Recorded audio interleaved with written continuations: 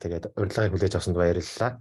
За өнөөдрийн сэдвийн талаар нэг товч танилцуулаач. Ямар сэдвийн талаар ярих гэж байна. Тэгээд энэ одоо танилцуулгын дараагаас энэ арга хэмжээг сонсож байгаа хүмүүст яг ямар хөө мэдлэг одоо мэдээлэл өгж очих талаар нэг товчхон ярьж өгөөч.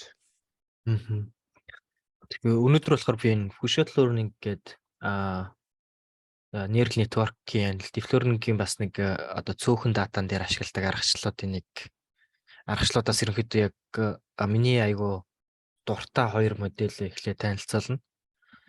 Тэгээд нөгөө дараагийнх нь болохоор сүүлийнх нь болохоор яг энэ аргачлалууд дээр одоо ашигласан аргачлалуудыг ашиглаад бас яг энэ tabular датан дээр бас яг юу хийж болох вэ гэдгийг харуулсан тийм модельээ бас танилцуулах.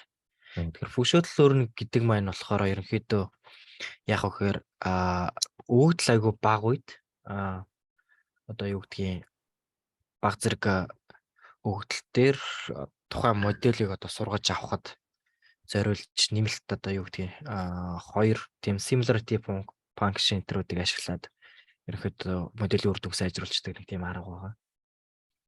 Тэгээд гол юу нь болохоор support set гэдэг нэмэлт нөгөө бид нар лейблийг мэдж байгаа нэг тийм сетийг бол заавал авч явдаг ч юм те. Тийм аргачлаа.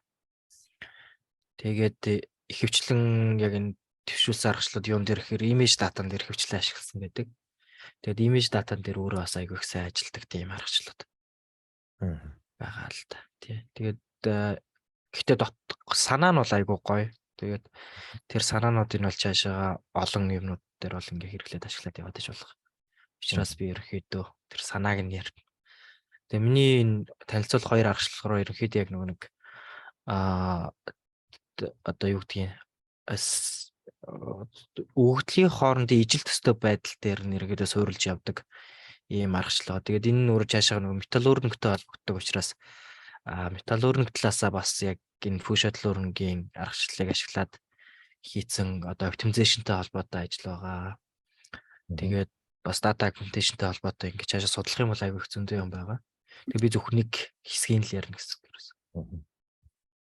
За ойлголоо. За тэгэхээр маш сонирхолтой сэдвийн талаар бэлтгэл танилцуулахад бэлэн болсон. Тэгээд лавга хэрвээ бэлэн бол танилцуулгаа шууд эхлээд явъя. Тэгээд хүмүүсээ бүгдэнд нь баярлалаа. Тэгээд асуулт байвал чатан дээр бичээд үлдээгээд байгаарай. За эсвэл яг танилцуулга дууссаны дараа та бүхэн бас лавгаагаас энэ сэдвтэй холбоотой асуултуудаа асуух боломжийг нээж өгнө. Тиймээс асуух асуултаа хүмүүс нь чатан дээр бичээд эсвэл танилцуулгын дараа микрофоноо нээж хүмүүс асууж болно. Тэгээд эхлэе. Би бас юу яагаад завгүй байчаад слайдаа энэ тэндээс ерөнхийдөө жоохон кофетод сая нэг өнөөдөр л бэлтгэлээ. Тэгээд дутуу юмнууд их байгаа. Гэхдээ аль болох ойлгомжтой ярихыг бодъё. Тэгэхээр эхлээд болохоор яг Fusion Learning гэж юу байдгийг тэрийг нь яриад дараа нь энэний төлөөлөл болсон хоёр модельээр. Энэ хоёр модель ерөнхийдөө айгу төстэй. Гэхдээ яг нөгөө publish хийсэн оны хувьд одоо Sims neural network нь болохоор арай 1 жилийн өмнө publish хийгдээд дараа нь Match Networks гарч ирсэн. Тэгэхдээ 16 17 оноод байхаа. Тэгээд Match Network нь болохоор яг бас нөгөө image data дээр одоо classification хийх ч юм уу тэрийг болохоор тэрний үзүүлэлтийг бас ингээд 2-3%-аар ирс сайжруулж айгу од болж исэн paper тухай үед. Тэгээд энэ талаар ярина. Тэгээд бас яг энэ хоёр дээр одоо ашигласан аргачлалуудыг яг tabular data дээр яаж ашиглаж болох вэ? Тэгээ ашиглахаар үр дүн хэрхэн сайжирч яах гэдгийг бас харуулна. Сайжирсан бэ гэдэг. Ерөнхийдөө миний авсан source-ууд бол энэ source-ууд байгаа. Хамгийн ихний энэ source deep learning-ийн яг баг бүхэл лекцүүдийг бэлдээ тавьсан байт юм байлаа. Тэгээд презентацнууд нь айгүй ойлгомжтой. Жишээгээр нэлээд баялаг. Дээрээс нөгөө видео лекц нь бас байдаг болохоор та гэд эндээс ороод яг сурыг юу л энэ айгүй гоё source байлаа. Тэгээд мэдээж нөгөө гол 2 paper, тэгээ 3 дахь paper-ууд ингээд байгаа л гэсэн. Яг энэ Fusion Learning-ийг би нэг энэ IBM-ийн лекцээс авсан Fusion Learning. Ерөнхийдөө Fusion Learning нь энэ Meta Learning-тэй холбогддог. Тэгээд Metric Learning гэдэг өнөөдөр бол бид нар энэ Metric Learning-тэй холбоотой юм үзнэ. Тэгээд бид нар гол юм маань энэ distance loss function гэдэг cosine similarity ч юм уу те. Тиймтэй холбогдно гэсэн. Тэгээд бас энэ data augmentation дээр бас нэлээд ашиглагддаг юм байлаа. Тэгээд энэ дээр яаж ашиглагддаг вэ гэхээр мэдээж гол яг энэ хөшөөл өрнгийн шийдэж байгаа асуудал нь юу гэхээр бага хэмжээний өгөгдөлтөө байхад те шинэ одоо таск дээр ч юм уу те бага хэмжээний өгөгдөлтөө байхад тухайн асуудлыг одоо айгуу сайн өндөр гүйцэтгэлтэй шийдэж чаддаг гэх юм уу те. Тийм болохоор айгуу чухал аргачлалууд эдийг болж байгаа. Тэгээд data augmentation дээр яаж ашиглаж яах гэхээр ерөнхийдөө эхлээд нэг моделийг айгүй их одоо биднэрт хангалттай байгаа датан дээрээ сургачаад хангалтгүй байгаа датан дээр энэ хөшөөл өрнгийн аргачлалыг ашиглаад буцаагаад нэмэлт дата генерate хийх байдлаар ерөнхийдөө дата хийж болдог юм байна лээ. Тий. Тэгээд металл өрнгийн хэсэг дээр яаж ашигладаг вэ гэхээр мэдээж дата дотор чинь одоо жишээ нь за classification-ы task байлаа гэхэд нэг класс чинь нэг distribution явж байгаа гэж ойлгож байна те. Нөгөө класс дахиад нэг өөр ялгаатай distribution явж байгаа ч юм уу те. Тэгэнгүүт тухайн тэр task болгон дээр байгаа одоо нэгж өгөгдөл болгон дээр нь бид нэр одоо яг тохирсон нэг моделийг гаргаж ирэх боломжтой болж байна гэсэн. Тэгэхээр энэ талаар аюун дээр ашигладаг гэхээр нөгөө optimization дээр очиод тухайн өгөгдөл байгаа нэг объектийн хувьд одоо яадгийг тохирсон тэр градиентийн тооцдог ч юм иймэрхүү аргачлалууд төвшүүлсэн хамгийн алдартай нь болохоор нөгөө MAML гэдэг байгаа тийм модель агностик металл өрн ингээд тэр байгаа. Тэгээд meta network байгаа бас тэр болохоор яг өгөхөр тухайн нэгжид тохирсон моделийнх нь параметрыг адапт хийдэг те. Тэгэхээр тиймэрхүү байдлаар ингээд ашиглаж болно бас энэ хөшөөл өрнгийг.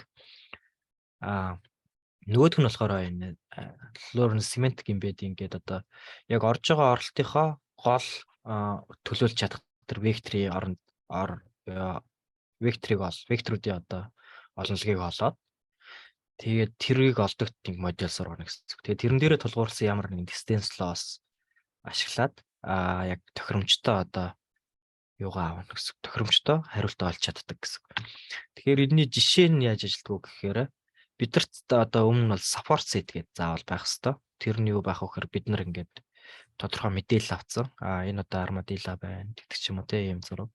Энэ болохоор pangolin байна гэдэг ингээд эхлээд эднэрийг нэг удаа бид нар ингээд харчих юм бол дараа нь яг эдтэй төстөө нэг зураг гараад ирвэл бид нар өөрсдөө ингээд ялгаа тарчиж чаддаг болчих. Хүн бол шууд ойлгочдөг те. Тэгэхээр бид нарт ерөөсөө дараагийн зургийг харах юм дараагийн амттыг мэдгээд хоёрхан л зураг байх тийм хангалттай. Эсвэл нэг зураг байх бид нар эхлээд харцсан байхад дараа нь тэр төрлийн амтан гарч ирэхэд бид нар бас шууд хариулт хэлээд байдаг гэсэн.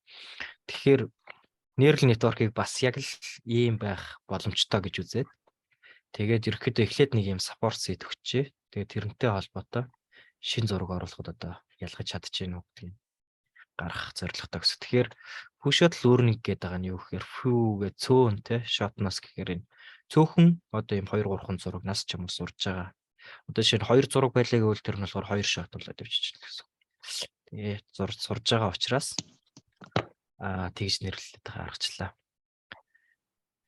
Тэгээд цаашаага яг өгөхөр ерөнхийдөө нэг юм тренинг сеттэй байна бид нар. Дээрэс нь сайн нэг query set гэдэг байгаа тийм.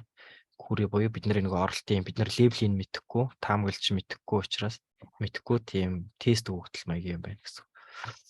Тэгээд эхлээд нэг юм тодорхой хэмжээний тренинг сеттэй бид нар бол энийхээ лейблийг мэдж байгаа. Дахиад бид нарт нэмээд нэг support set байгаа гэсэн.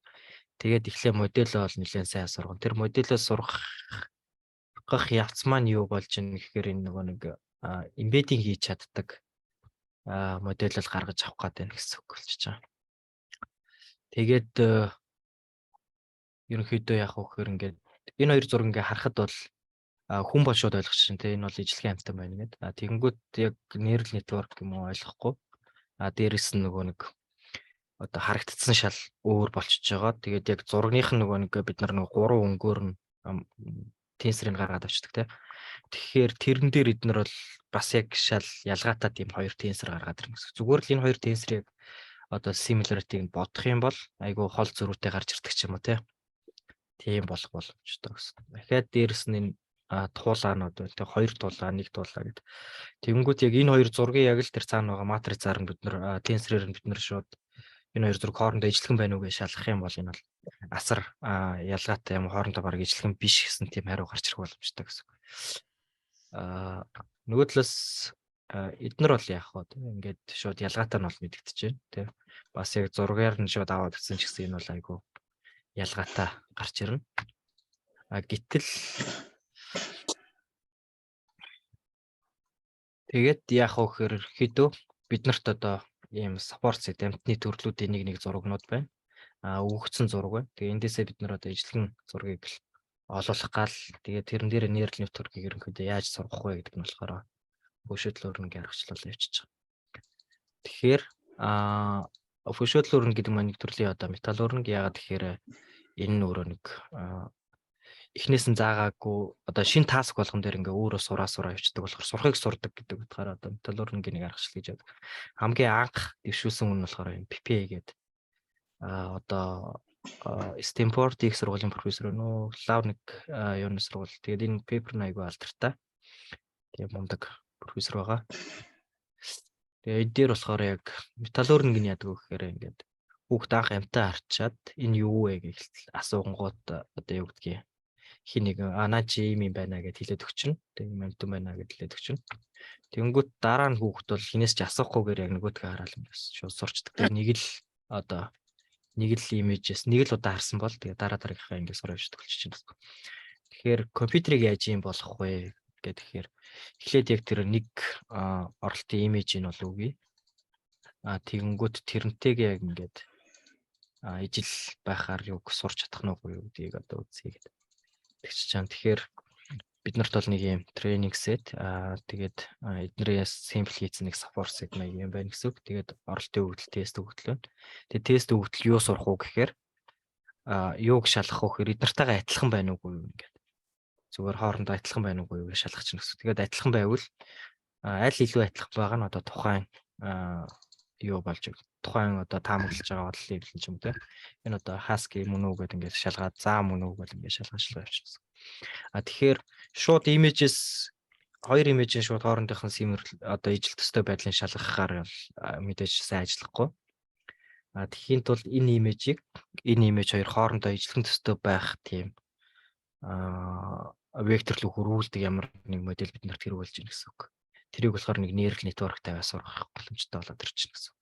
Тэгэхээр тэр ерөнхийдөө бидний хэлээд байгаа фөшөөдлөөрнгийн аргачлал ерөнхийдөө тэгж яв. Тэгтээ тэрийг яаж яг вэхээр бид нарт одоо энэ лейбл нь мэдэгдэж байгаа. Ямар амт нь мэдэгдэж байгаа юм зурагнууд байгаа. Тэгээд тэр болгонтоо ингээд шалгаал одоо энэ дээр тэр болгонтоо шалгаал явчихна гэсэн. Тэгэнгүүт фөшөөдлөөрнг дээр хоёр чухал ойлголт байгаа. Нэг нь болохоор энэ K-way буюу манай support set маань хідэн классаас бүрдэж байгаа юм бэ гэдэг. Одоо бидний number бид нар яг нийтдээ хідэн classification одоо ангилах гад одоо хідэн анги руу одоо ингээд зургийг ангилах гээд байгаа юм бэ. Жишээн дээр болохоор 6 амтны зураг нь тий. Тэгээд 6 класс руу бид нар одоо ерөнхийдөө ангилах байгаа учраас манай K маань ерөнхийдөө 6 гэсэн. N shot гэдэг маань ерөнхийдөө манай support set маань хідэн төврөөс бүрдэж байгаа юм бэ. Одоо энэ дээр нэг амтан дээр нэг л зураг байгаа учраас одоо энэ болохоор one shot буюу зөвхөн нэг зурагнаас одоо сурдаг. Юу болчих жишээ болчих чинь гэсэн үг. Тэгэхээр N shot гэдэг маань ерөнхийдөө support set байгаа нэг ангийн төврийн тоо. K-way гэдэг маань ерөнхийдөө хідэн класс руу бид нэр classification хийх гээд байгаа юм бэ гэж гаргаж ийн гэсэн үг. Юу хэлж ийн гэсэн үг.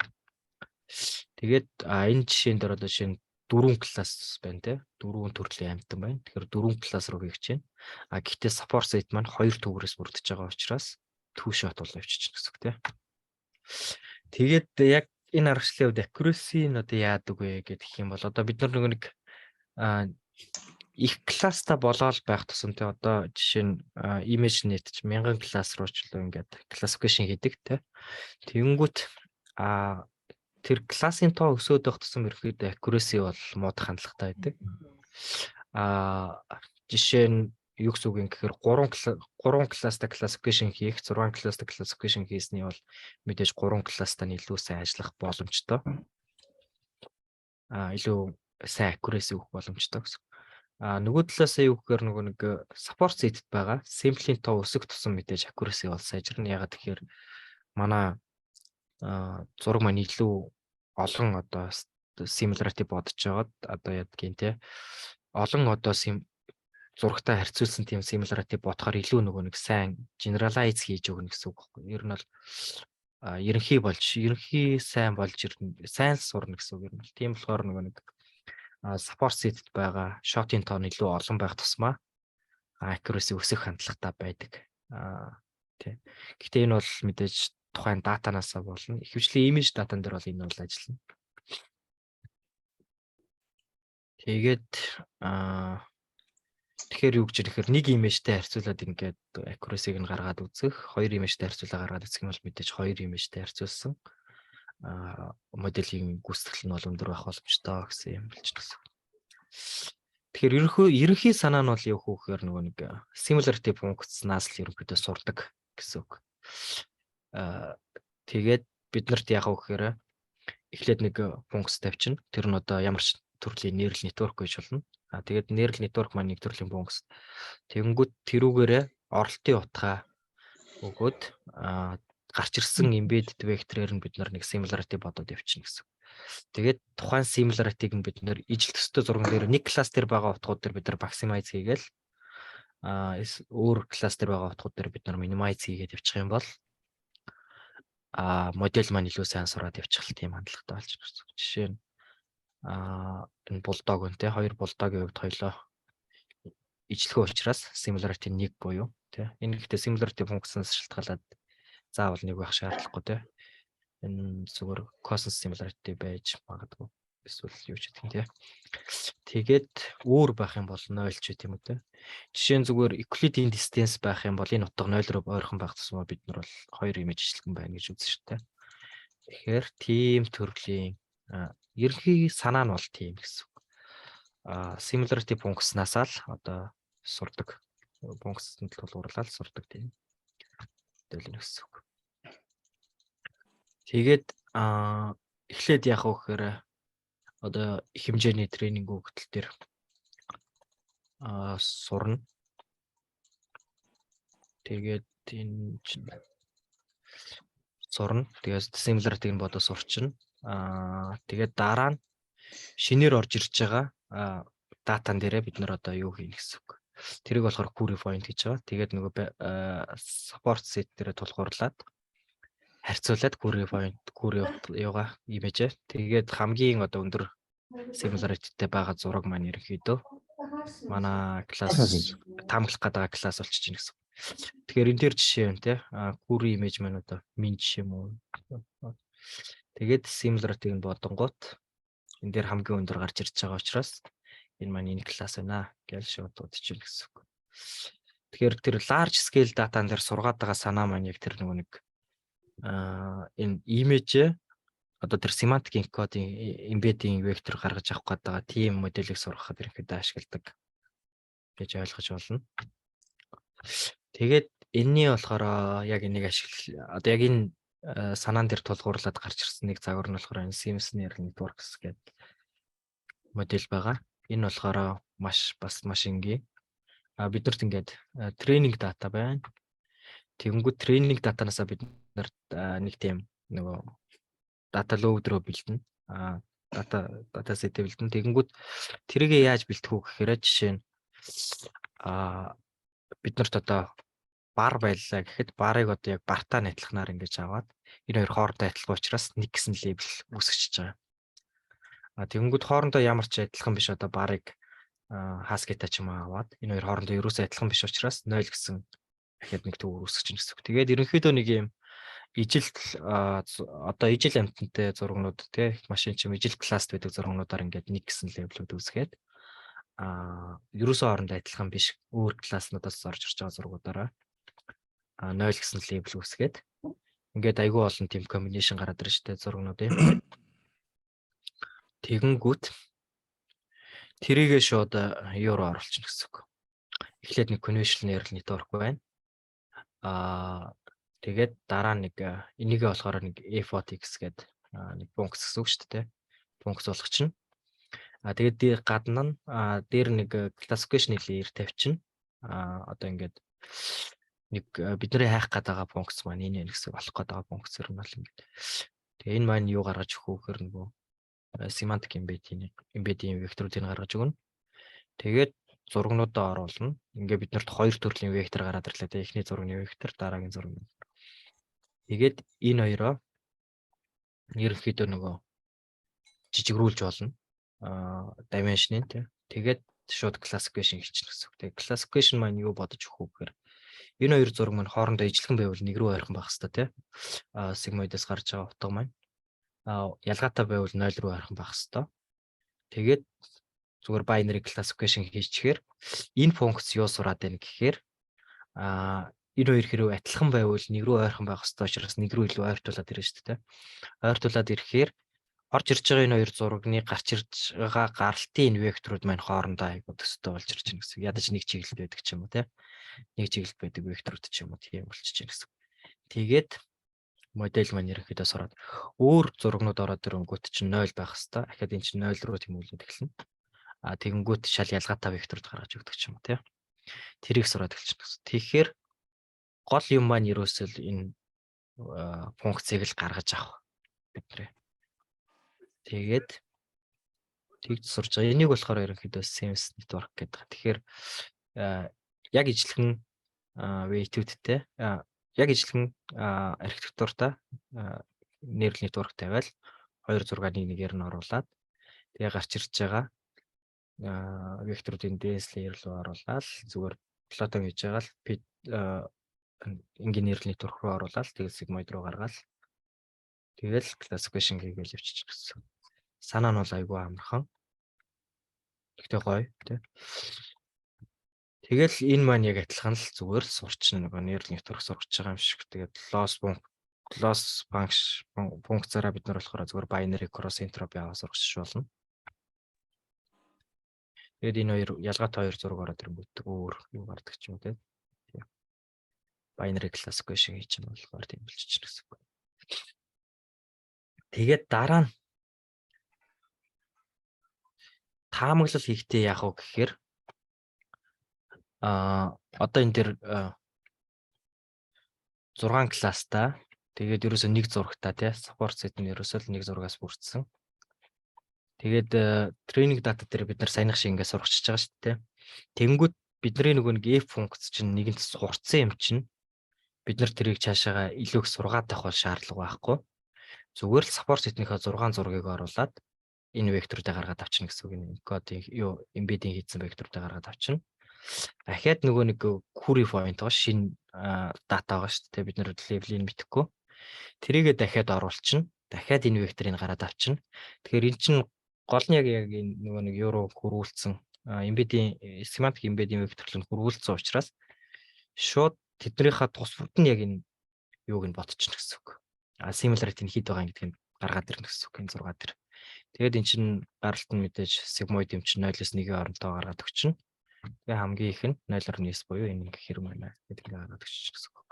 Тэгэхээр таамаглал дээр бол маш амархан. Бид нар зүгээр л төлөөлөл болох 6 зураг байхад болно. Тэрийгээ support set тэрэн дээрээ хэрмүүд юу query зургуудаа оруулаад яг адилхан байна уугүй шалгachна гэсэн. Тэгээл гаргаад ирчихсэн гэсэн. Тэгээд энэ дээр би зүгээр нэг PyTorch жижигхэн кодыг авчраа тавьчихсан. Яг модельийнхний архитектур нь. Тэгэхээр бидний нөгөө нэг хайх гээд байгаа if функц маань нэг юм conventional neural network юм тий. Зүгээр image оролт маань image учраас conventional neural network ашиглаж байгаа. Тэгээд буцаагаад энийг нөгөө нэг dense layer руу оруулаад тэгээд sigmoid руу гаргачихж байгаа. Тэгээд гарч ирж байгаа утгаа бид нар юу яачих чинь гэхээр нөгөө нэг 0.1 рүүгээ шууд binary cross entropy ашиглаад юм optimize-ийг явуулчихаар энэ conventional neural network чинь сурчиж гин гэсэн үг. Тэгэхээр бидний гаргаж аваад байгаа яг dense layer дээр ороод гаргаж аваад байгаа энэ 4096 гэсэн энэ dimensionтай энэ векторууд маань хамгийн гол ажлыг хийгээд байна л гэж ойлгож байна гэсэн үг. энэ чинь ямар ч төрлийн одоо чинь хоёр өөр нэг нь 2 бар байлаа гэт нэг нь 1 бар байлаа гэт тэр хоёр барын зургийг энэ барны зургийн энэ векторч хоорондоо айгуу төстэй болж ирж байна гэсэн. Ийм баг. За тэгэхээр neural network юм болохоор гол санаа нь ерөөсөө юу гэхээр энэ функцийг л олж авах. Тэхийн тулд хамгийн гол хийж өгч байгаа юм юу гэхээр энэ датагаа ингэ бэлтжиж штэ. Нэг классаас ирж байгаа хоёр датаг хоёр одоо имижийг одоо юу гэдэг нэг гэсэн лейбл үүсгээл нөгөөхт 0 гэсэн шинээр лейбл үүсгэж бичиж гэсэн. Тэгээд дараа нь шууд энийг binary cross entropy ашиглаад сургач тэ. Айгүй амархан. Дараагийнх нь болохоор энэ match networks machine learning гэдэг. Энэ бас санаа нь болохоор яг юутай адилхан. Sense neural networkтай адилхан. Гэхдээ хид хідэн хоёр гоё юу хийж өгсөн. Contribution. Яа. Тэгээ энэний санаа нь яг бас л яг distance based classification. Тэгээ бас л яг нөгөө similarity боддог. Гэхдээ датагаа бэлтгэхдээ яах вэ? Одоо шинэ дээр бас нэг хоёр функц шүү дээ. G функц, F функц гэдэг тий. Тэгээ манай support set мэдээж тэгээд query image тэгээд ийшээ classification хийнэ гэсэн үг. Тэгэнгүүт энэ яадаг вэ гэхээр энэ хоёр функц маань бас л яг адилхан нөгөө нэг embedding векторуудыг гаргаж авах гэдэг функцууд гэж ойлгож байна. Тэгээ энэ нэмэлтээр юу ашигласан гэхээр LSTM ашигласан. CNN дээр нэг LSTM ашиглаж байгаа. Тэгээ гол LSTM ашигласан гол санаа нь юу гэхээр нөгөө нэг support set маань ингээд солигдоод ороод ирэхэд ерөнхийдөө өмнөх тэр LSTM ч нөгөө memory цэлтэй. Тэгээд өмнөх мэдээллийг хадгалсан байж байгаа учраас илүү сайн одоо embedding векторууд гаргаж өгнө л гэсэн санаа ярмал. Тийм байгаа. Тэгээд энэ хэдийн дата бэлтгэх датагаа яаж бэлдсэн арай өөр. Одоо энэ дээр энэ штэ. Embedding space нь болохоор class agnostic гэдэг. Энэ яаж байгаа юм гэхээр ерөнхийдөө support векторууд маань support set маань яах вэ гэхээр яг адилхан бэлтгэгдэнэ. Энэ дээр support векторууд support set маань яах вэ гэхээр 3 одоо классын имижүүд ороод ирнэ. Тэгээ энийг нэг G одоо X гэдэг нэг функц ашиглаад яг embedding хий чинь гурван дахиад бас нэг CNN л байна гэсэн. Тэгэнгүүт query image орж ирнэ. Query-г болохоор нэг F функц гэдээ бас ашиглаад embedding хий чинь. Тэгээд эднэр дээр энэ хоёрынхоо векторуудынхээ нөгөө similarity-г нь бодчихно гэсэн. Similarity-г нь бодоод тэр similarity-га attention руу оруулаад тэгээ attention болохоор яг энэ softmax авчиж байгаа. Similarity-га болохоор consistence аваад consistency-үүдийг ашиглаад softmax тоцчихж байгаа. Тэгээ нэг attention гэсэн. Тэгээ softmax-аас гарч ирсэн векторууд дээрээ вектор дээрээ бид нар юу яаж чинь гэсэн үг. Хамгийн нөгөө нэг максимум утгаар нь гаралтын таамаглаж байгаа утгаа болоод тэгэл яг адилхан нөгөө олон класстай болохоор cross entropy ашиглаж байна. Тэгэл maximize хийсэн. Дээрээс нь нэг юм гарч ирсэн юу гэхээр нөгөө гэдэг episode гэж хэлнэ. Одоо episode гэдэг нь юм. Бид нар нөгөө модель сурахт ерөөсөө epoch ашиглаад явчихдаг те. Epoch ашиглаад 100 объект бол 100 удаад одоо Google тэгээ зогсдог ч юм уу те. Тэгэнгүүт эднэр болохоор юу гаргаж ирсэн гэхээр epoch дотор дахиад нэг episode оруулаад ирж байгаа. Давхар epoch таач гэдэг юм уу те. Давхар loop буюу iteration ашиглаж явчихна гэсэн үг. Тэгээд episode дотор юу хийгдэж байгаа вэ гэхээр нөгөө data set-с маань ажиллаж байгаа batch болон support set-үүд маань дахин sampling хийгдэж байгаа гэсэн. Өөрөөр хэлбэл training set-с гарч ирж байгаа тэр support set batch site batch-үүд нь одоо ингээд юу болгон дээр 10 epoch явчаа солигдоод 10 epoch яваа солигдоод байдаг ч юм уу тийм. Тэгэх юм бол юу хийж өгч юм гэхээр модель маань илүү сайн generalize илүү сайн сурна гэсэн үг. Яг нөгөө нэг shot-ийн тоо өсөх тусам модель accuracy өснө гэжсэн шүү дээ. Тэгэхээр энэ хэд юу гэж юм гэхээр shot-ийн тоог нь хэвээр байсан ч гэсэн модель сурж явах явцад тодорхой нэг эпизод явангуудаа тэр шотн дээр байсан нэг имижийг дахиад солиоч гэсэн үг байхгүй. Өөр нэг имиж. Тэгэхээр яг нөгөө нэг one shot байсан ч гэсэн 2 эпизод явчих юм бол 2 shotтай адилхан сурж байгаа юм шиг тийм болчихно гэсэн үг. Тэгэхээр ингээд нөгөө нэг энэ ерөөхдөө моделийн үр дүнг бас айгуус ажиллуулж өгсөн байгаа. Тэгээд дээрэс нөгөө LSTM оруулж ирсэн. LSTM нь бас айгуу сайн сайжруулж өгсөн. Зөвхөн CNN-ээр embedding хийхгүйгээр CNN-ээс гарч ирсэн вектороо буцаагаад LSTM руу оруулаад LSTM-ээс гарч ирж байгаа векторээр юу бодоо явчих. Тэгээд юм. Тэгэхээр ерөнхийдөө санаа нь яг адилхан. Гэхдээ энэ дээр softmax тавьсан. Тэгээд юу ашиглаад дээрэс нь episode нэмээд өгчөж байгаа. Тэгээд энэ дээр нөгөө нэг код нь байна. Тэгээд та эндээс олчихно. Ер нь бол нийтээ сайхан бол бүгд. Тэгэхээр манай нөгөө нэг G функц, E функц гэдэг байгаа маань бас нэг CNN байгаа гэдээ ойлгож байна. Тэгээд CNN-ийн дараа CNN-ийн гаралтыг буцаагаад bidirectional system руу оруулчихж байгаа. Тэгээ энэ яаж байгаа гэхээр bidirectional байна гэдэг маань угаасаа зураг юм чинь тэр чинь ямар нэг time sequence биш, time based sequence биш учраас тэгээд юу оруулаад өчгөр энэ LSTM одоо илүү сайн сурна гэсэн. LSTM яагаад илүү сайн сурж байгааг би сая хэлсэн нэг эпизод оруулж ирж байгаа имиж нь явж байгаа өршлөлтөд байгаа учраас энэ нэг өмнөх имиж ч юм янз бүрийн юм мемори цэл рүү хадгалаа яваад гэсэн. Одоо дээр баг шүү дээ.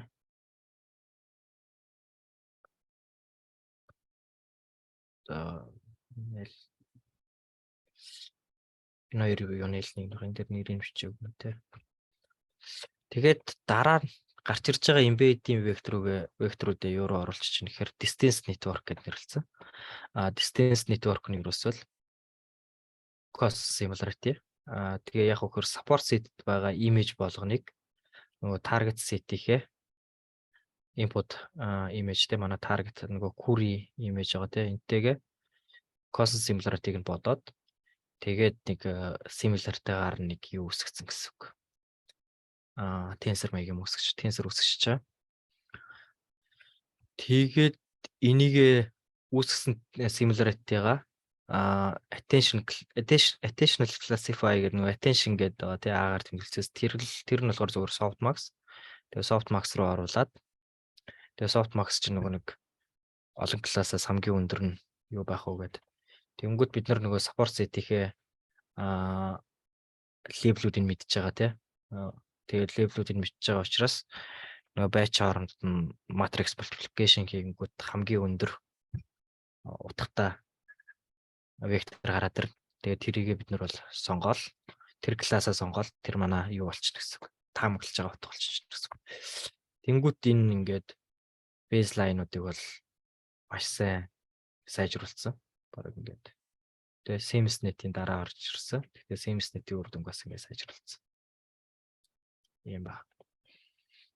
Тэгээд энэ болохоор Omniglot гэдэг датасет дээр өөртөө бас mini image гэдэг нөгөө хэрэг дата нь айгуу жижиггүй үед яаж ажиллах уу гэдэг ингээ харахаар бас baseline-уудыг бол ингээ айгуу сайн сайжруулсан баг.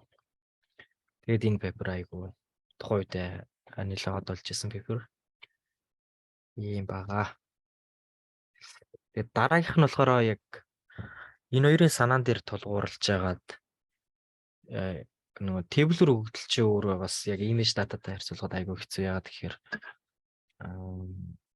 тухайн жишээ нь эдийн засгийн хөгжлүүд хөвчлэн нөгөө нийгэмтэйгээ илүү уялддаг те байж байгаа өөрчлөгчдөг distribution shift problem ч юм уу болчдаг те нөгөө бүтцэн өөрчлөгдөхөөр буцаага датаных нь тархалт нь өөрчлөлт явчихдаг ч юм уу те. Тэгээд хэцүү байдаг учраас яг энэ функшнал learning-ийг ашиглаад tabular датан дээр хийсэн ажлууд бас айгүй ховор техникүүдийн ер нь ашиглаагүй тийм байдаг. Тэрний оронд одоо нөгөө нэг их хэмжээний датан дээр нэг модель сургачаад дараа нь тэрийг нөгөө task болгон дээр нь бага тооны epoch-оор pre-train хийх ч юм уу те. Тиймэрхүү ажлууд л их байдаг. Тэгэнгүүт энэ дээр яг саяны 2 пейперийн санааг нэр бүдэ аваад яаж явж чинь гэхээр эхнийх нь энэ болохоор юу гэсэн үг. Sims network-ийн санаа. Юу гэхээр яг бас адилхан нөгөө юу бэлтжин самсаргүйгээр өөр нэг дата аваад манай оролтын хөгжлийн XI байлаа гэхэд өөр нэг датаг XG аваад ирнэ. Тэгээд энэ хоёрыг өгөхөөр embedding хийн. Тэрийг болохоор discriminator network гэд нэрлэлсэн. Тэгээд нөгөө embedded vector-ыг гаргаад авчна. Тэгээ хэрвээ энэ хоёр маань хоорондоо адилхан байвал те consistency-г бодоод адилхан байвал нэг байх хэвээр. Ялгаатай бол хас нэг байх хэвээр те. Тэгээд нөгөө талаасаа embedded vector-ыг ашиглаад дахиад нэг classification network тавьж жагаад классын таамаглаж байгаа. Тэгэхээр бид нарт ерөнхийдөө юу гарч ирж байгаа нэхээр 2 лейбл байгаа. Тэгээ 2 таамаглал 2 үр дүн байна гэсэн. Тэгээд энэ хоёрыг ерөнхийд нь нэмж яагаад optimize хийж байгаа. Тэгэхээр гол санаа маань зүгээр x-ийг ийшээ оруулаад classification хийснээс ингэж embedding хийж яагаад энэ векторыг нь оруулаад classification хийх юм бол үр дүн илүү сайжрах юм биш үү гэсэн санаа. Ерөнхийдөө энгийн нейрал network шин шууд x ч орж ирэл энэ дээр ингээд энэ network-оос сургаад байгаа шүү дээ. Тэгэнгүүт энэ дээр 2 network тавьж жагаад эхний network нь илүү embedding хийх гэдэг нь гэсэн. Илүү x-ээс илүү сайн таамаглалыг гүйцэтгэж чадах векторыг биднэрт гаргаж өгнө гэсэн үг санаа. Тэгээд мэдээж хоёлоо адилхан параметртэй адилхан network байгаа. Тэгээд дараа нь classification network маань ерөөдөө бас нэг зүгээр энгийн network. Тэгээд loss-ийн үед яаж сургаж байгаа гэхээр яг нөгөө нэг matching network дээр гарч байгаа episode-ыг ашиглаж байгаа гэсэн үг. Бид нар episode-ыг ашиглаж байгаа. Тэгээд дээрэс нөгөө нэг Sims network дээр байгаа pair positive болон negative sample гэдсэн шүү дээ түүрийн. Тэрийг оруулж ирж байгаа. Тийм болохоор энэ дээр нөгөө нэмэлт жижиг энер тэмдэглэсэн нэг луп орж ирж байгаа. Тэр нь юу гэхээр ерөнхийдөө n юунаас бүрдэж байна гэсэн үг. N pair одоо нэг оролтон дээр n ширхэг тийм ялгаатай төвөр бас хийгдсэн байна л гэсэн санаа. Тэгээд loss маань 2 loss-оос бүрдэн. Нэг нь cosine embedding loss, нөгөөх нь зүгээр binary cross entropy loss бүрдэж. Тэгээ энэ хоёрын нийлбэрээр ерөнхийдөө энэ утгыг optimize хийгээд бид нар энэ параметруудыг олох гэдэг нь гэсэн үг. Тэгээ яг энэ дээр би нөгөө слайд жоохон хожигтой бэлдсэн болохоор дэлгэрэнгүй оруулчихсангүй зүгээр яг алгоритмын тайлбарлаад өгчээ. Тэгэхээр ерөнхийдөө санаа нь юу вэ гэхээр биднэрт нэг тренинг сет байгаа. N point та дотроо. Тэгээд бид нар эндээс санамсаргүйгээр N тийм хослолыг бэлдэнэ. Тэгээд бид нарт episode байгаа, epoch байгаа бас тэ. Тэгээд юуг олж авах гэдэг нь гэхээр энэ discriminator network олж авах гэдэг. Тэгээд classification network-ыг бас олж авах гэдэг тэ. Гэтэ энэ бол чухал биш. Гол юм маань энэ бидний D гэдэг network нь. Ерөнхийдөө бид нар энэ 2 төрлийн параметр optimize хийн. Тэгээд эхлээд юу гэхээр episode маань гүн гэсэн. Episode гүгээд эхний episode дээр бид нар юу гэхээр рандомаар нөгөө нэг n ширхэг хослолоо бэлдэнэ гэсэн үг. Training set-ээр зүгээр л training set-ийн point бол object болгон дээр нь тэ дотор байгаа одоо мөрөн дээр авч байгаа утга болгон дээр нь тэ n ширхэг sample бэлдээд өгч гэнэ гэсэн үг. Тэгэхээр энэ маань ерөнхийдөө бидний нөгөө юу гэж ойлгож болно. Shot-ийн тоо гэж ойлгож болно. shot гэсэн үг тийм. Тэгэнгүүтээ бид нөгөө нэг мэдж байгаа штэ тренинг сет дотроо нөгөө нэг 2 хослолын хоорондоо яг нэг лейблээс гарч ирсэн байна уу тийм. Ижлэгэн класс байна уу эсвэл өөр класс байна уу гэдгийг мэдж байгаа учраас хэрвээ ижлэгэн класс байх юм бол нэг өөр класс байх юм бол хасах нэг гэдэг чинь. Яг тэгэхээр бид нөгөө cosine embedding loss ашиглаж байгаа учраас тэгээд лейблүүдийн generate хийж чинь үүсгэж чинь similarity лейблүүдийн. Тэгээд дараа нь epoch гүйлгэн. Epoch маань одоо яг нэг episode дотор нэг 10 epoch ч юм айгу бага тооны epoch байна гэсэн үг. Тэгээд batch-аараа модель юу хийчих. optimize хийж юу ашиглаад gradient descent ашиглаад тэгээд бид нар нөгөө n pair буюу n shot байгаа учраас shot болгон дээр бид нар модель уншуулад гаралтын тооцоод тэгээд loss optimize хийгээд яваад байна гэсэн. Тэгэл дараагийн episode эхлэхэд л яг хөөр дахиад шинээр одоо юу яагаад байна гэсэн үг. Энэ shot generate чинь үүсгэж чинь тэгээд level-үүдээ үүсгээд дахиад энэ модельийг явуулаад үүсгэх. Тэгээ ингээ явуулаад сургахаар жишээ нь би миний хувьд болохоор episode-ийн 100-аар тавьчаад энд бас нөгөө early stop-ийг ашигласан байгаа шүү дээ. Early stop-ийн болохоор нэг episode болгоны ард байгаа гэдээ ойлгож болно. Модель маань яг цаашаа нөгөө validation set дээр ажиллахгүй болоод ирэхдээ зогсож ийн гэсэн үг шүү дээ. Тэгээд үзэхээр юу болж ийн гэхээр нөгөө ерөнхийдөө яг tabular data дээр хамгийн сайн ажилладаг модельүүд мэдээж нөгөө decision tree based нөгөө cat boost, LightGBM, XGBoost энэ төр гэдэг те. Тэгээд дараа нь болохоор 5net гарч ирсэн. 5net гэхдээ айгүй хэцүү сурдаг. Ер нь бол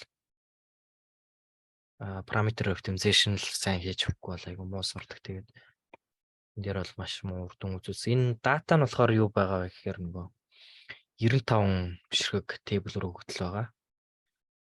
Тэр нь binary classification problem-ээр binary classification хийдэг тийм юу байгаа гэсэн. Тэгээд энэ Wine болон Scarf гэдэг энэ модельүүд болохоор ерөөхдөө сүүлд энэ болохоор 19 оны 20 оны модель, энэ 22 оны модель байгаа. Энэ хоёр болохоор бас яг нэг энэ моделийн нэг давуу тал нь яг гэхээр бид нар яг энэ сайн X-ээс илүү сайн сурцсан юм embedding vector-ууд олж аваад байгаа нэг айгуу том давуу тал болж байгаа. Тэнгүүт энэ хоёр модель бас яг тийм санаа нь бол тийм. Одоо жишээ нэг language модель төр ч юм уу mask language-ийн одоо зарим үгийн дунд нь ингээд хэрэгээр хайчаад тэнгүүтээ тэрийг таамаглах гад модель сургачаар нэг вектор нь ингээд олж авч байгаа. Neural network-ийн weight параметрууд нь яаж нэхэр айгүй маш сайн сурцсан тийм параметрууд болчдөг. Тэгээд дараа нь тэр модельөө ингээд дурын таск руугаа бид нэр шууд аваад баг epoch-оор pre-train хийгээл ингээд сургаад идэгтэй.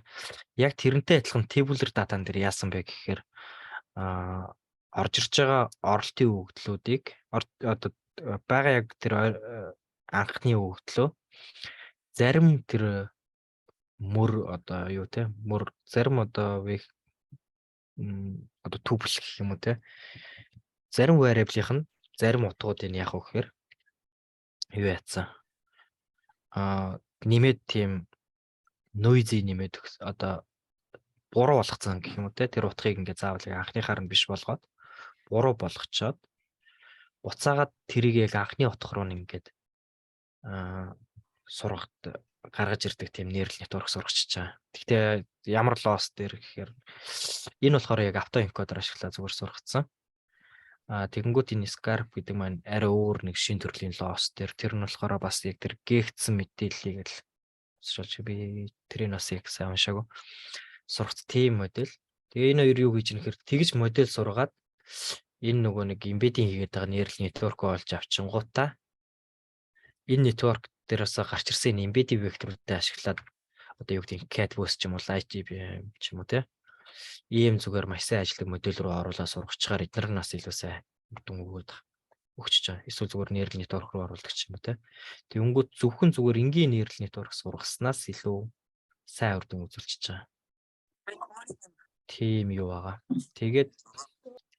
Тэгэхээр нэг талаасаа нөгөө нэг одоо энэ discrimination neural network-тай ерөнхийдөө төстэй болчих гэсэн.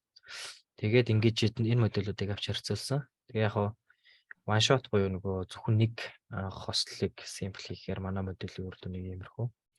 Тэгээ tab болохоор жоохон сайжраад R болохоор буцаад жоохон муудчихжээ. Гэхдээ яг хөөр яг ингээд нөгөө энэ чинь нэг төрлийн hyperparameter болчихж байгаа. Тэгээ hyperparameter optimize хийгээд хамгийн сайн үр дүнгуудыг авахаар ихэд манай модель нэлээ сайн үр дүн үзүүлчих чинь гэсэн үг. Бас харьцуулахад тийм байгаа. Тэгээ ерөнхийдөө зүгээр cosmos loss юусоо байхгүйгээр нөгөө нэг энгийн binary cross entropy-г ашиглаад нийрлэний тор сурах юм бол ерөнхийдөө дундаж үр дүн юм гарчиж байгаа. Тэнгүүд нь Cosens Law-с оруулаад саяны нэг embedding хийгээд байгаа network-ийг давхар сургаад ирэхээр үр дүн бол хамаагүй сайжирч байгаа. Гэхдээ short-оосаа хамаарат 5 short дээр ерөнхийдөө сайн үр дүн харуулж байна. Тэгээд нөгөө episode гэж яриад байгаа те. Episode дотор epoch гүйлгээд дахиад орж ирэнгүүт нь дахиад random sample аваад ингэ яваад байгаа те. Ерөнхийдөө тэр episode-ыг оруулж ирэх модулийн үр дүн бол ингээд хамаагүй сайжирч байгаа. Тийхгүй зүгээр ямар ч зүгээр л epoch-оор 100 epoch-оор ч юм уу гүйлгээд нөгөө sample-ээс солихгүй байгаад хахаар мэдээж модель бол тийм хангалттай сайн биш. Бараг нөгөө энгийн нэрл нэтворктойгоо адилхан болчихж байна гэсэн үг. Тийм байгаа. Тэгээд өнөөдөр яг миний бэлдсэн слайд юунууд нэг иймэрхүү. Тэгэхээр саяны тэр similarity функцийг ашиглаад анхны оролтын өгдлөөс нь илүү сайн одоо таамаглалын үр дүн таамаглал хийж чаддаг векторууд гаргаж авдаг тэр санаа болохоор ерөнхийдөө анх функшнал learning дээр гарч ирсэн. Тэгээд одоо contrastive learning гэдэг яг энэ төрлийн бас нэг судалгааны юу гэх юм deep learning-ийн бас нэг салбар бас нэлийн хөгжсөн байгаа тийм. Тэгээд та хэд асуулттай бол асуугаад явчих гэх тийм.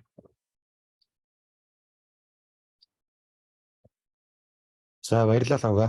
Сонирхолтой танилцууллаа. Бас нэлээд олон хүн яг одоо үзээд сууж юм бас бичлэг тавигдах учраас бас энэ танилцуулга бол дараа YouTube дээр тавигдаад өсөж олон хүнд хүрэх байх. Яг одоо энд үзэж байгаа ахантайгаа хүмүүсээс асуулт тавьж шууд мик нэгээд асуухад бол нээлттэй. Тэгэхээр бол асуулттай хүмүүс нь мик нэгээд Лавгаас асуугаад явчаарай. Тэр нэг хамгийн ихэнд ярьсан Siemens network дээрээс нэг if функц олж байгаа шүү дээ тий. Similarity функц олж байгаа. Тэр нь болохоор нөгөө спорт сетээсээ хамаарат оролт нь нэг тийм юу байгаа шүү дээ. Тэр аш одоо хувьтай доллартай хоёр маань болохоор нэг комбинашнаар орж ирж байгаа. Матриц орж ирж байгаа тий. Тэгээ энэ орж байгаа Тэнгүүд if дээрээ сурах юм нь болохоор нэг тийм liner function сурах юм уу эсвэл хонил CNN сурах юм уу? Юу сурах лээ if дээрээ? Энэ болохоор зурган дээр бол CNN сурах гэсэн үг. CNN сураад сая нөгөө кодн дээр байсан тий. Юу гарч ирж байгаа нэхэр энэ CNN сурчиж байгаа байхгүй. Яг хэрэв зурган өгдөл байх юм бол тэгээд хамгийн сүүлийнх нь бол ийм CNN гарч ирнэ. Тэгэнгүүт CNN-ийг нөгөө нэг linear руу оруулаад Platon хийж байгаа linear. Энэ бол зүгээр dimension reduction хийж байгаа л ажил гэсэн үг. Олон хэмжээстэйг илүү цөөрүүлж байгаа л ажил гэсэн үг. Тэгээд sigmoid тавьчихаар нөгөө 0-1 орд векторыг normalize хийж байгаа юм шиг болчихж байна гэсэн үг.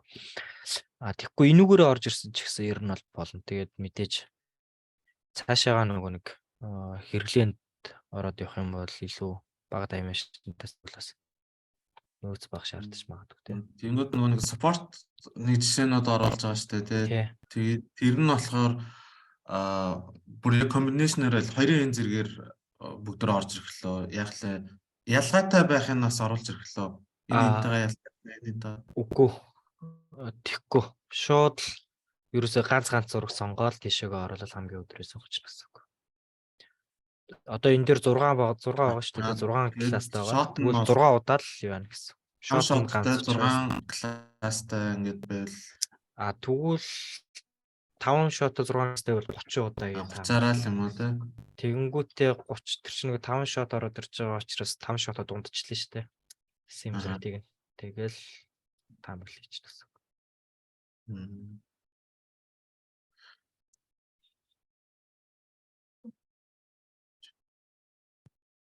За баярлалаа.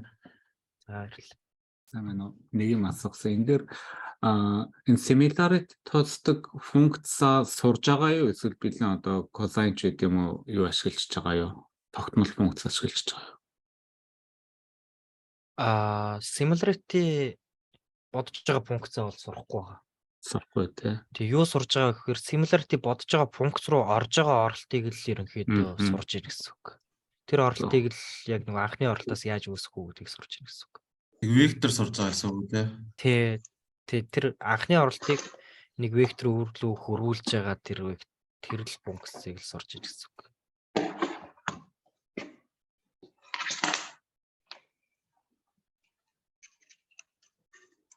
Тэгээд бодлоо л та нэг яг одоо бэдгч гэж магтгүй л дээ тийм модельүүд.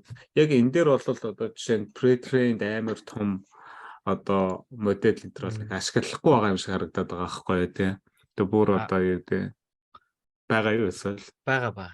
Одоо зүгээр яг энэ conventional neural net энэний орон зүгээр pre-trained модель тавьчих юм бол модель заавал нөгөө олон эпокоор сурах шаардлагагүй гэсэн. Бараг 2-3 эпок явал модель ч айгүй гоё үрдүг гаргаад өгчихсөн. Гаргаад эхэлнэ гэсэн үг. За баярлалаа.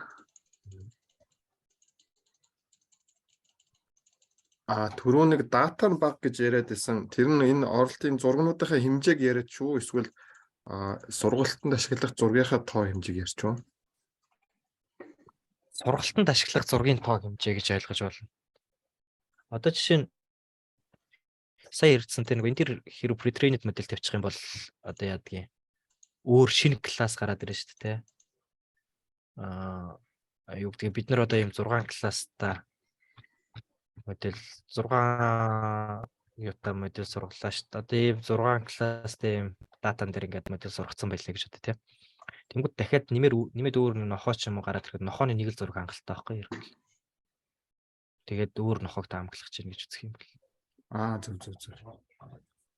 Тэгээд цаашаа жоох ингээд явчихна гэсэн үг. Тэгэж хөгжүүлэх боломжтой. Сая нөгөө бэлгээ нөгөө юу яцсан байсан шүү дээ. Хулгай хийж байгаа хүмүүсийг обжектик шиг хийсэн. Тэрэн дээр яг тэр хулгай хийж байгаа хүмүүсийн зургуудыг бид нар зүгээр support set-ээр бэлтэж жагаад бас шалгах боломжтой л гэсэн үг байхгүй юу? Тэгээд хүн яг тэрнтэй төстөө үйлдэл хийхэд л similarity нөхцөл явуучих магадaltaй болчихно гэсэн. Тиймэрхүү байдлаар ашиглаж болно гэсэн үг байхгүй юу?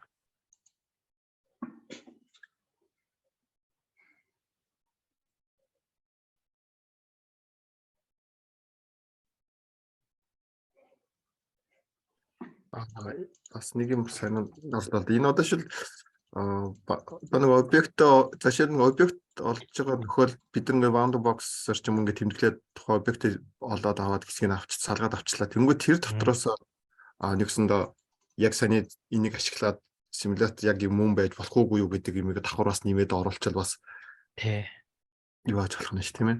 Ашиглаж тийм байдлаар ашиглаж бас болох нь ш. Тий. Тийм байдлаар ашиглаж болно гэсэн. Сайхан санаа.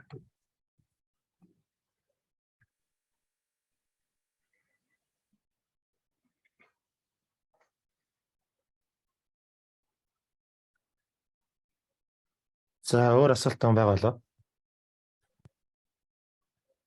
Тэгээд асуучих. Энэ сайн энэ дээр болж байна. Pre-trained модель гэдэг дээр яг бодит амьдрал дээр хамгийн гайгүй яг best practice гэдэг утгаараа хамгийн гайгүй тийм backbone модель нь одоо юу ашиглаж байгаа вэ? Ашигладаг вэ pre-trained дээр? Тэр яг юунаасаа л ямар төрлийн өгдөл дээр ажиллаж ямар асуудлыг шийдэж байгаагаас шалтгааллах байх. Яг хараад тахад бол efficient нийтүүд сайн ажилтгийн. Тэгээ сүүлд нөгөө нэг vision transformer гээ гараад ирсэн шүү дээ.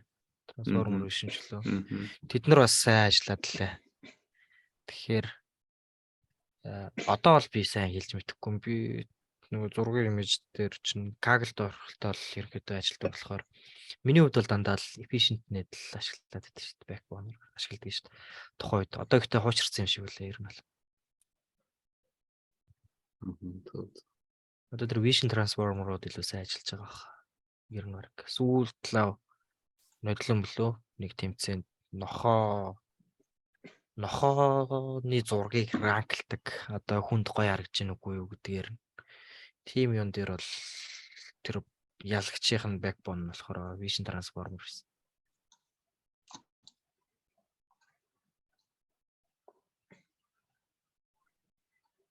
Тэр нөө tabular data-ны тэр нэг юуны яг функцтэй хэсгийн слайдыг хараад байгаа.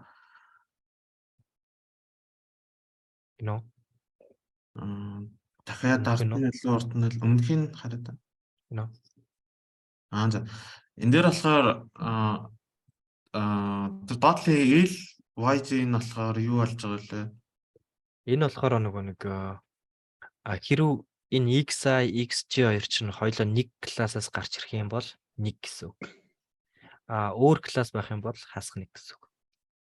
За. Тэнгүүд би нэг multi класстай нэг 20 класстай юу модель сургангууд тэрэн дотор өөр нэг классын similarity нэлээд ойролцоо ороод ирэх юм бол тэр LIJ-ийн сураа яваад ирнэ гэсэн үг те. 1.10, 1.11 гэж сураад ороод ирнэ гэсэн үг лөө. Гүү тэгэхгүй энийг болохоор нөгөө чи өөрөө өгж байгаа болохоор ерөөхдөө эн чинь binary л байна. 0 1 хасах нэг л байна гэсэн үг байхгүй юу? Тэгээд энэний чинь утхан дээр тулгуурлаад энэ нөгөө cosines энэ хоёрын cosines distance-ийг энтэй харьцуулаад тэгээ нөгөө cos embedding loss ашиглаад энэ функцийг бас optimize хийгээд байгаа давхар энэ параметруудыг. Тэгээ хоёр талаас ерөнхийдөө хоёр юу өгч чинь гэсэн үг. Энэ хоёрыг л ер нь гоё ялмаар байна шүү гэд одоо өгчгөр энэ параметр нь илүү сайн сураад энд илүү дайггүй векторууд гаргаж өгöd байна гэсэн үг. Тэгэхээр энэ бол нэг юм уу хасах нэг л байна гэсэн үг юм бол. Тэгээд яг хөө энэ дээр нөгөө нэг cosines distance-ийн чи өөрөө бас бодоо гаргаад авчиж болно шүү дээ. Энийг яг хөө тэр нь болохоор яг тэр нөгөө ижил төстөө классууд байх юм бол хоорондоо байх юм бол энэ магадгүй нэг рүү ойрхон тоонууд гарч ирж магадгүй. Тэрүүгээр нь харж байна. Dot-ийн функцүүд дээр байгаа ZI embedding-ээс орж ирэх нөгөө юу л оптимизац хийж tuning хийж байгаа гэсэн үг л параметр. Тий. Энэ параметр маань хоёр loss-аас хамаарсан сурч ийн гэсэн үг. Нэг нь болохоор энэ loss, нөгөөх нь болохоор энэ нөгөө binary cross entropy loss гэдэг. Энэ параметр бол ерөөсөө ганцхан binary cross entropy-аас хамаарсан сурч байгаа параметр болчих гэсэн үг. Training data-стэй бүр анханасаа хувааж авч агаад тэгээд дээшээгээ яг дэдлигнээ сурж явж агаад доошоо орж ирж сурах тусдаа процесс явж байгаа л шууд зэрэг сур авчихлаа. Training data-га ерөөсөө шууд яг л авчна. Яг нөгөө анхны training data гэдэг ер нь л авчна. Гэхдээ training data дотроосоо нэмэлтээр юу хийж өгч байгаа нэхээр одоо XI байлаа гэдэг XI-тай нэг тийм хосол үүсгэн тэр хосол нь XG ч юм уу те. XG ороод ирэхэд тэгтээ тэр хоёр нь одоо нэг классаас байвал лейблээ болохоор нэг гэдэг өгч байна. Өөр классаас байх юм бол хасах нэг гэдэг өгч байна гэсэн. Тэгэхээр нэг юм энэ бүрэн харагдахгүй байна те. Үгүй юу? Бүрэн харагдаж байна уу? Дот харагдаж байна. Тааштай. Би сая стомаргүй маа. Дахиад ширлээ. Тэгээ ер нь бол classification модель дээр tabular data-н дээр classification загваруудаас үр дүнгээрээ нэлээд дийлцэн байгаа загвар юм уу те discnn гэдэг нь. Энэ одоо чинь хэрвээ shot-ийн тоогоо бид нэг hyper parameter гэдэг үзчих юм бол хамгийн максимум үзүүлж байгаа үр дүн 92.5 та ч юм уу EUC те. Тэнгүүд cat boost энэ дараагаар 92.3 та ч юм уу орж ирж байгаа байхгүй. Тэгэхээр neural network based модельүүд болохоор ерөнхийдөө яг cat boost, light GPM энтрийг давж гарахад айгүй хэцүү байдаг байхгүй. Ялангуяа энэ tabular data-н дээр. Tabular data чинь зарим нь бол нэг 10 variable-тэй ч юм уу те. Тэгснээр нэг 700 600 хүүхдэл ч юм айгүй. Нэгдүгээр дата нь жижигхэн, хоёрдугаарт variable-ийн тоон цөөхөн. Тэгээд нэг орж байгаа оролтууд нь болохоор categorical тэгэл continuous гэл янз бүр байгаа шүү дээ. Асуудлаас шалтгаалаад. Тэгээд тэр болгон дээр байдаг асуудлаас болоод ерөнхийдөө яг энэ cat boost slide GPM-ийг давж чаддгүй бол ер нь бол чадахгүй байх хандлагатай. Одоо жишээ нь яг зүгээр энгийн P-туруур neural network тавьчихаар хаанч хүрхгүй бас тий. Тэгээд дотроо хэмжээний сайжруулалтад хийгдэх шаардлагатай л. Тэгээд нөгөө cosines similarity бодуулчихж байгаа учраас тэр бас аюул чухал. Cosines similarity-г оронд бид нар зүгээр нөгөө excluding distance ч юм уу тий тавьчихад энэ бараг ажиллахгүй байх л та. Гэтэ би тавьж үзээгүй ер нь бол. нөгөө үндсэн датан дээр missing data гэдэг хальт төр ярьжсэн шүү дээ. Тэр PC яаж хандл хийж гин ер нь заавал нөхөх маягаар оруулж байна уу? Практик дээр. Практик дээр бол тэрийг variable-с шалтгаална. Ер нь бол дунджаар нөхөх, медианаар нөхөх, тэгэл categorical data бол мүүдээр нөхөж, ер нь бол нөхөж гэсэн. Тэгэхэд бол бас нэг зөрүү бол гарахгүй. Хол зөрүү бол гарахгүй.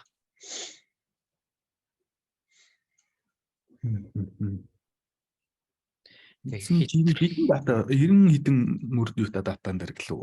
Юу гэлээ? Биаснууд донд нь хал. Энэ үзүүлж байгаа юуных нь нийт дата гэх юм уу? Evaluation-ийг гаргасан юм аа. Би юун дээр сарал.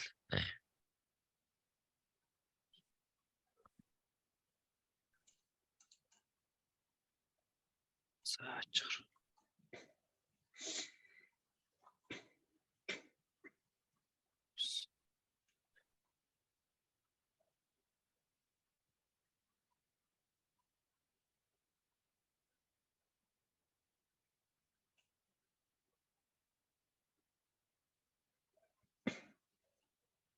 Энэ нь болохоор дата найгуу. Зарим нь цөөхөн.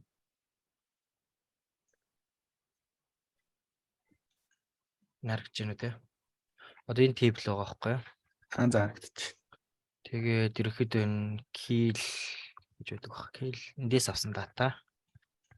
Тэгээд одоо жишээ нь харагдах юм бол энэ гэхэд 2338 одоо мөрдөө 8 variable-тэй гэсэн үг байхгүй. Тэгээд 500 гэд ерөнхийдөө түүрийн хэмжээ айгүй бага.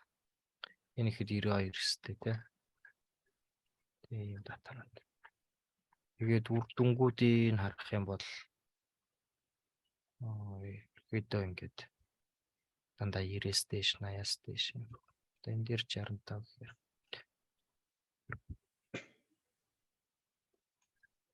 ийм баг. Тэгэхээр бага хэмжээний хөгжөлтөөр бас хөрх ажиллаж байгаа. Яагаад тэгэхээр нөгөө эпизод оруулж ирээд дунд нь дахиад random sample яваад тахаар generalize хийж байгаа тэр юу нь илүү сайн ажил явуулж байна ялгч байна. За баярлалаа. За баярлалаа.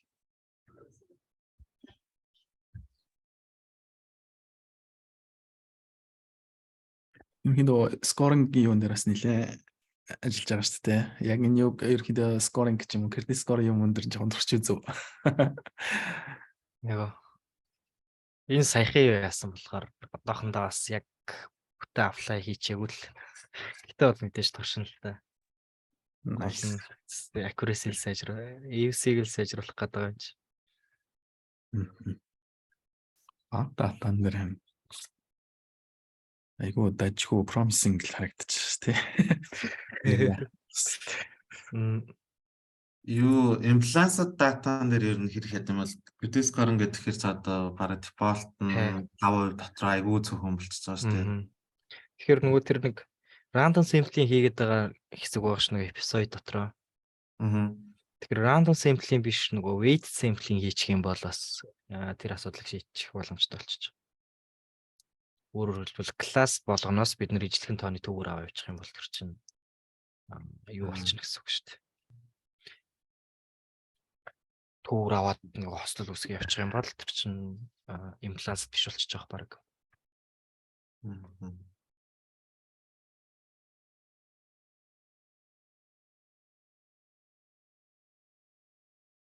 За өөр асуулт байна уу?